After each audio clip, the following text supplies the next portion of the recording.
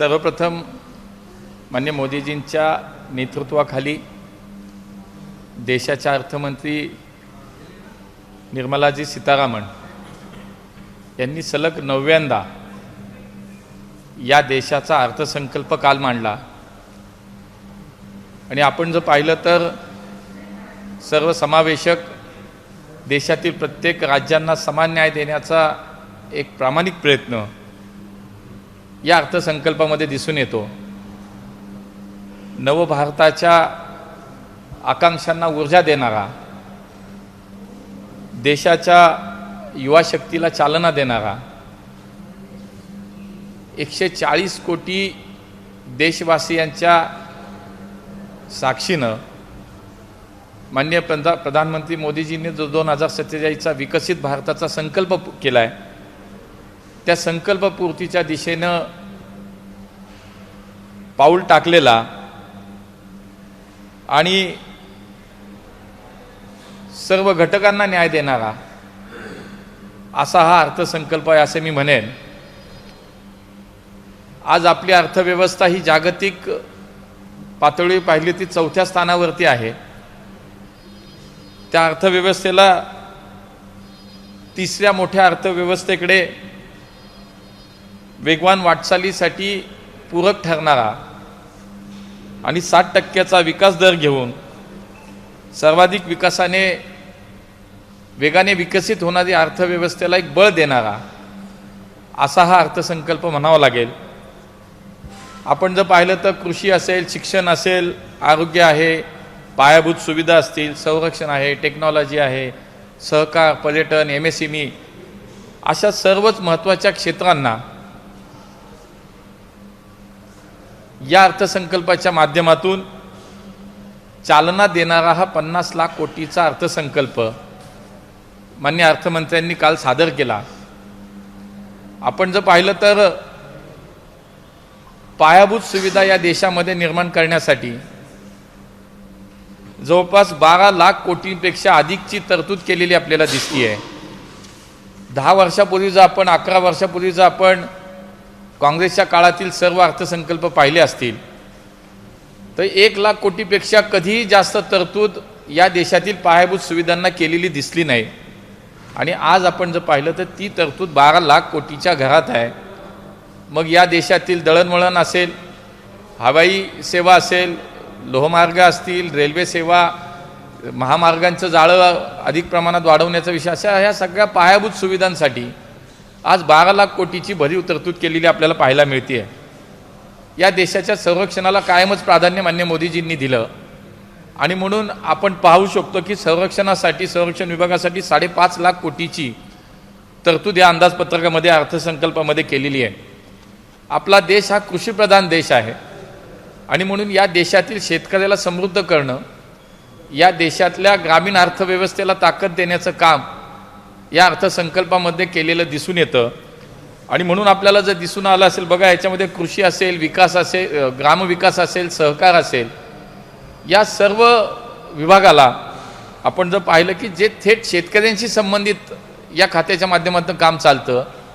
उदाहरणार्थ जर सहकाराचा आपण विचार केला तर या देशातील 30 कोटी सदस्य हे सहकाराचे सदस्य झालेले पाहतो आपण। अशा कृषी, सहकार आणि ग्रामविकास या सगळ्या खात्यांच्या माध्यमातून आपण जर पाहिलं विभागांना आज या अंदाजपत्रकामध्ये, या अर्थसंकल्पामध्ये 5 लाख कोटीची तरतूद जवळपास केलेली आपण पाहतो आणि म्हणून या देशातील शेतकऱ्यांना त्याच्या समृद्धीला प्राधान्य दिलेल्याचं आपण सुद्धा पाहतो। सर्वात मोठा प्रकल्प या देशातील महत्त्वाच्या शहरांना जोडणारा जो काही हायस्पीड रेल्वे कॉरिडॉर जो काल घोषित करण्यात आला, तर त्याच्यामध्ये या देशातील प्रमुख सगळी शहरं आता जोडली जातील। मग त्याच्यामध्ये मुंबई, पुणे, हैदराबाद हे महाराष्ट्रासाठीचे एक 2 नवीन मला असं वाटतं की मार्ग या निमित्तानं महाराष्ट्राला मिळत आहेत। त्याशिवाय देशातल्या चेन्नई असेल, वाराणसी असेल, दिल्ली असेल, या सगळ्या शहरांना जोडण्याचे 7 प्रकल्प या अंदाजपत्रकाचं मला असं वाटतं या अर्थसंकल्पाचं एक वैशिष्ट्य आहे। या अर्थसंकल्पामध्ये अनेक महत्त्वाकांक्षी प्रकल्प आणि योजनांचा समावेश केलेला आपण पाहतो। देशातील विविध ठिकाणी डेटा सेंटर हबची निर्मिती करण्याचं याच्यामध्ये घोषित केलं आहे। महाराष्ट्राचे माननीय मुख्यमंत्री देवेंद्र फडणवीस यांनी मागच्याच काळामध्ये सांगितलं होतं की नवी मुंबई ते पुणे या दरम्यान आपण या ठिकाणी डेटा सेंटरचं एक हब निर्माण करणार आहोत. मला असं वाटतं या निर्णयाची साथ किंवा बळ निश्चितपणे पुणे आणि मुंबईच्या दरम्यान किंवा महाराष्ट्रात होणाऱ्या या डेटा सेंटरच्या हबला होईल आणि अशा प्रकारचे देशात विविध ठिकाणी डेटा सेंटर हब निर्माण करण्याचं काल अर्थमंत्र्यांनी घोषित केलं. मेगा टेक्स्टाईल पार्कची निर्मिती केली जाईल. मग त्याला आमच्या हातमागसारख्या आमच्या खादीसारख्याला एक निश्चितपणे त्या उत्पादनांना आणि त्या व्यवसायाला ताकद देण्याचं काम या माध्यमातून होईल. देशात 5 ठिकाणी युनिव्हर्सिटी टाउनशिप निर्माण केल्या जातील. देशात 3 नवीन आयुर्वेदिक संस्थान उभी केली जातील. देशात 5 ठिकाणी मेडिकल टुरिझम हब उभे केले जाईल. तसेच कॅन्सर आणि डायबिटीस सारख्या औषधांवरतील आजारांवरती औषधंसुद्धा ही करमुक्त किंवा ती कमी किमतीत आता उपलब्ध होऊ शकतील. आमच्या ग्रामीण भागातील या देशातील ग्रामीण भागातील आमच्या महिलांना सक्षमीकरणासाठी आज देशभरात शी मार्ट्स ठिकठिकाणी उघडली जाणार आहेत. देशातल्या प्रत्येक जिल्ह्यामध्ये आमच्या शिक्षण घेणाऱ्या मुलींसाठी आता वसतिगृह निर्माण केली जाणार आहेत. विशेष करून दिव्यांगाच्या सक्षमीकरणासाठी अनेक योजनांचं याच्यामध्ये आपण प्रयोजन केलेलं पाहतो. खरं तर माननीय प्रधानमंत्री मोदीजी नेहमी म्हणतात की पूर्वोत्तर जी देशाचा पूर्वोत्तर भागातली राज्य ही मुख्य प्रवाहात आली पाहिजे.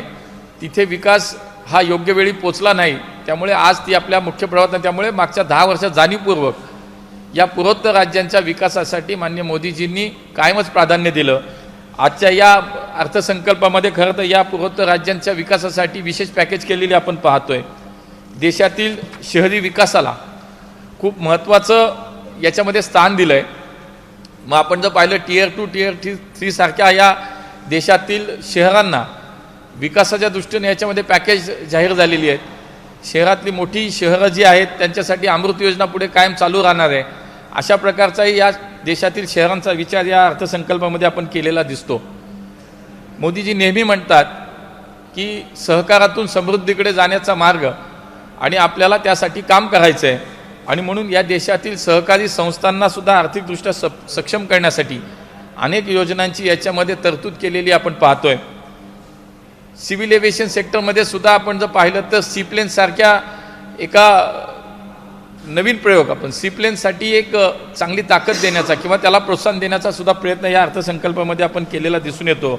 त्यामुळे सीप्लेन प्रवासासाठी आता VGFच्या पद्धतीनं सुद्धा मदत करण्याचं ठरलं. जसं आपण पाहतो की उडान योजनेच्या माध्यमातून आज देशभरामध्ये जवळपास 630-635 आज सेवा सुरू आहेत, उड्डाणं सुरू आहेत. त्याच धर्तीवरती VGFच्या माध्यमातून आता सीप्लेनच्या माध्यमातून सागरी प्रवास हा सोयीचा व्हावा, लोकांना तो उपयुक्त व्हावा, लोकांना वापरता यावा म्हणून VGFच्या माध्यमातून सीप्लेनची पुढच्या काळामध्ये अंमलबजावणी कशी करता येईल याचा विचार याच्यामध्ये केला.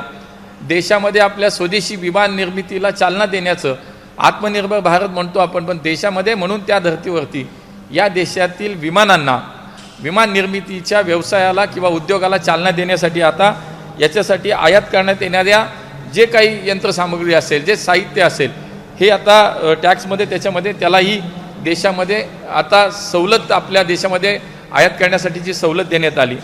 देशातील करोडो करदात्यांना कर प्रणालीमध्ये सुलभता आणण्यासाठी त्यांना ही जी पद्धत आहे ती अधिक सोपी व्हावी म्हणून 1 एप्रिल 2026 पासून नवीन आयकर कायदा लागू केला जाणार आहे, ह्याची सुद्धा मान्य या ठिकाणी अर्थमंत्र्यांनी घोषणा केली.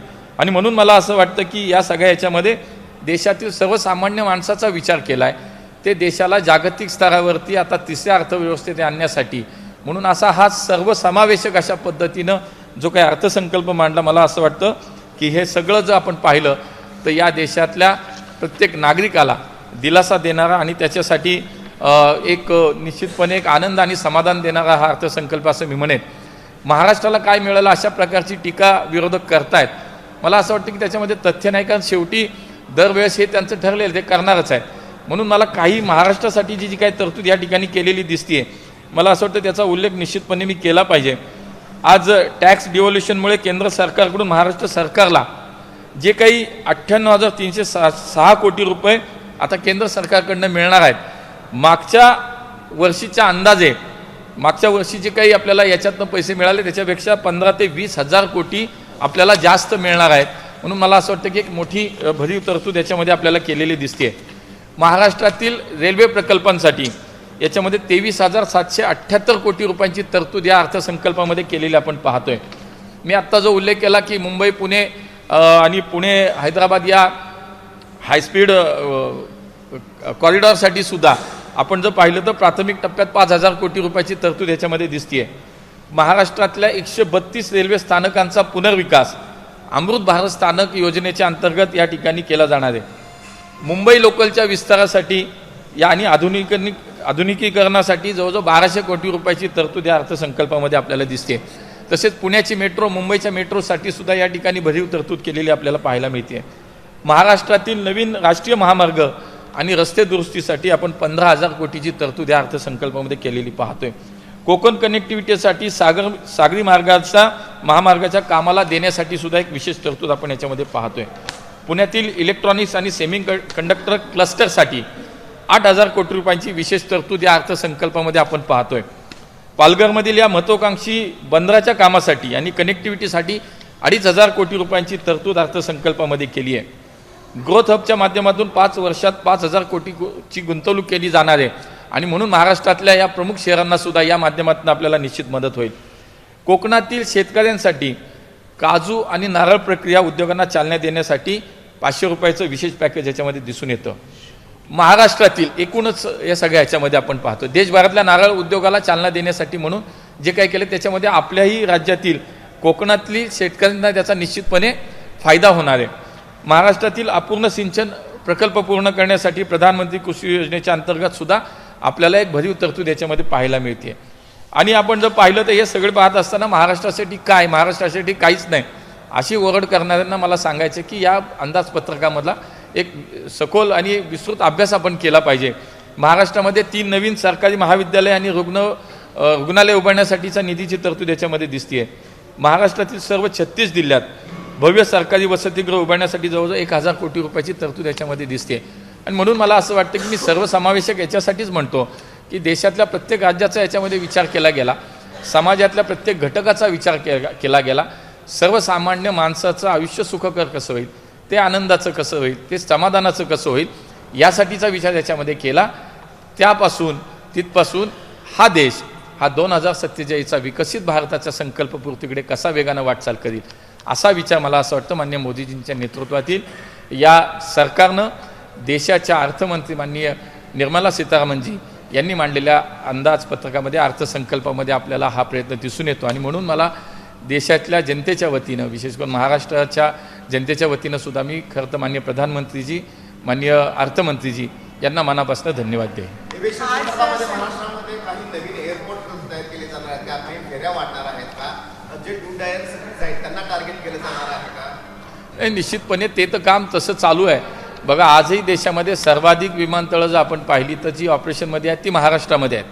आणि आता नव्यानं पुढच्या काळामध्ये आपण जर पाहिलं मान्य देवेंद्रजींचा एक ड्रीम प्रोजेक्ट आहे. आपण जर पाहिलं की आज याच्यामध्ये वाढवण बंदरामध्ये किंवा समुद्रामध्ये आज त्या ठिकाणी विमानतळ उभं करण्याचा त्यांचा प्रकल्प आहे. पुरंदरच्या विमानतळाच्या संदर्भातली आज भूसंपादनाची प्रक्रिया सुरू आहे.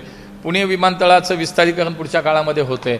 त्यामुळे जळगावच्या विमानतळाचं धावपट्टीचं विस्तारीकरण होतं आहे, कोल्हापूरचं होतं आहे. त्यामुळे महाराष्ट्रामध्ये बऱ्याच ठिकाणी हा प्रयोग आपण करतोय.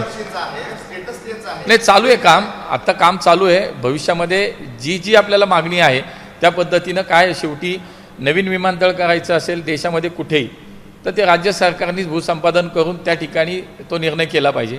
आणि मग पुढचं काम हे निश्चितपने केंद्र सरकारच्या माध्यमातून आम्ही करतो. आणि असे प्रयत्न चालू आहेत, असे अनेक प्रयत्न चालू आहेत. आता मी उदाहरण दिले. त्यांचं म्हणणं असं आहे की पुणे पिंपरी चिंचवड महानगरपालिकेमध्ये अजितदादांनी जे आरोप केले होते त्यानंतर त्यांचा हा अपघात झालाय. मला असं वाटतं की खरं तर 12 महिने 24 तास राजकारण संजय राऊत साहेब करतात. खरं ती वेळ नाही आहे. अशा वाईट आणि दुःखाच्या प्रसंगी आपण कुठल्या स्तराला खालच्या पातळीवर जाऊन राजकारण करतो याचं भान मला असं वाटतं अशा ज्येष्ठ नेत्यांनी ठेवलं पाहिजे. आज पूर्ण महाराष्ट्र आपण पाहतो की दुःखात आहे. एक कर्तृत्वान नेता आपल्यामधनं गेला आहे, या राज्याचे विद्यमान असलेले उपमुख्यमंत्री आपल्यातनं गेलेत. मला असं वाटतं की प्रत्येकाच्या मनामध्ये एक दुःख, एक सहल, एक वेदना आहे. आणि अशा परिस्थितीमध्ये आपण राजकारण करतो हे दुर्दैव आहे. मला असं वाटतं की हे न पटणार आहे आणि तशी त्यांची विश्वासार्हता समाजातली नाहीच आहे काही, त्यामुळे त्यांनी काय बोलण्याकडे फार लक्ष देऊ नये असं मला वाटतं.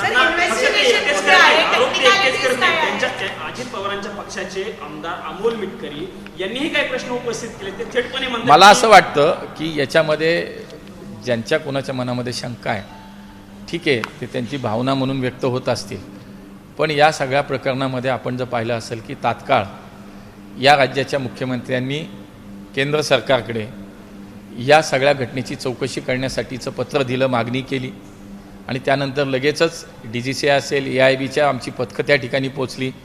आज AIBच्या पथकाने जी काही चौकशी सुरू केली आहे, ब्लॅक बॉक्स इथे मिळाला आहे.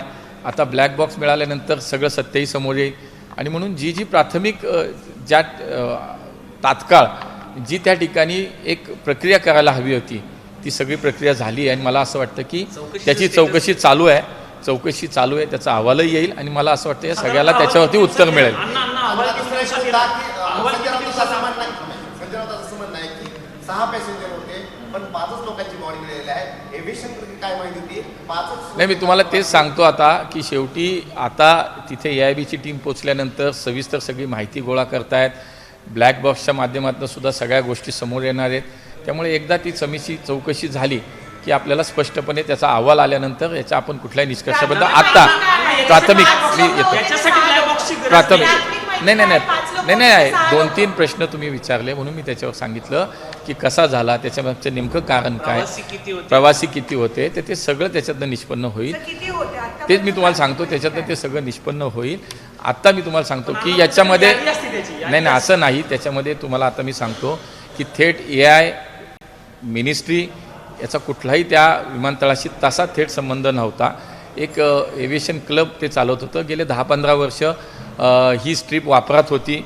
माननीय पवारसाहेब असतील, अजितदादा असतील, अनेक वेळेला या धावपट्टीवरती ते उतरले, तिथून टेक ऑफ केलेलं आहे. अशा अनेक हजारो वेळा त्या ठिकाणी लोक गेलेली आहेत, आलेली आहेत. पण झालेला प्रकार अत्यंत दुर्दैवी आहे, वाईट आहे आणि म्हणून प्राथमिक सदृशीदर्शनी जे दिसतंय त्याच्यामध्ये व्हिजिबिलिटीचा प्रॉब्लेम दिसतोय.